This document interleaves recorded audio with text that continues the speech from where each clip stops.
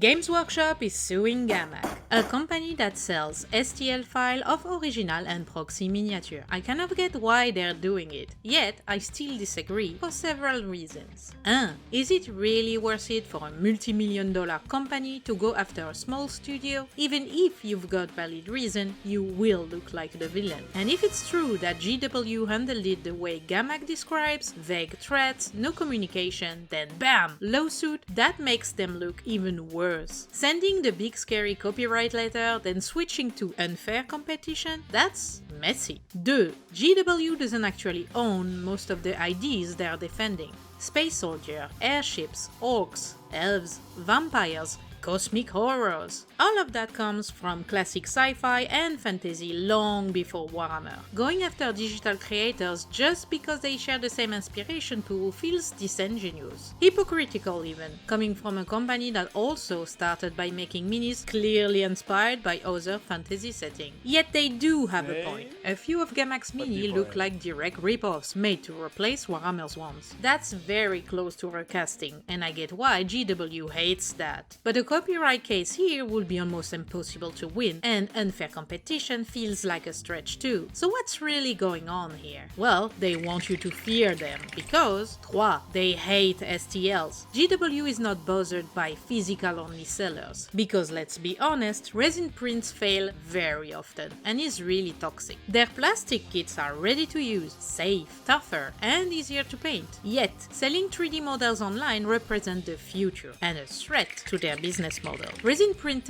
are getting more affordable, precise, and user-friendly. More artists are learning 3D sculpting, so the STL market is exploding, and it's way cheaper. But trying to stop that by unleashing an army of lawyers on everyone, that's not protection, that's sheer panic. And here, they're trying to set a big precedent to protect themselves in a very grey area. Now let's be honest, since I want to sell STLs minis myself one day, I might be biased. Whether it's about creative alternatives or price frustration, I'd still be riding Warhammer's popularity to make a quick buck. I'm not denying that. It's kind of like selling fan art. You make it out of love for the IP, but the original company doesn't get a dime. So, is it wrong to make Warhammer proxies? Do you buy, print, or even make them yourself to customize your armies? Goblin Gang, I need your opinions.